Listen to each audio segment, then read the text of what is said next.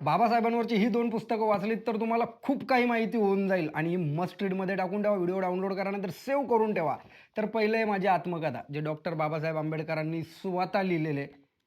मग तर काही विषयच नाही. हे बाजूला ठेवू. दुसरं खूप महत्त्वाचं आहे. खूप म्हणजे याच्यापेक्षा जास्तीची माहिती याच्यामध्ये दिलेली.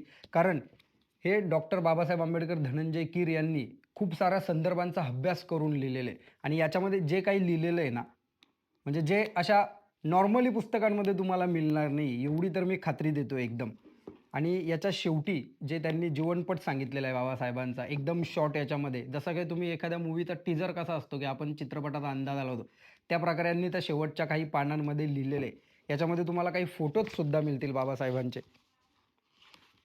हे असे फोटोज आहेत, जे शक्यतो Googleवरती नाहीच मिळणार बहुतेक. एखाद्या महामानवाला जर मानवंदना द्यायचीच, तर ती पुस्तकं वाचून द्यावी.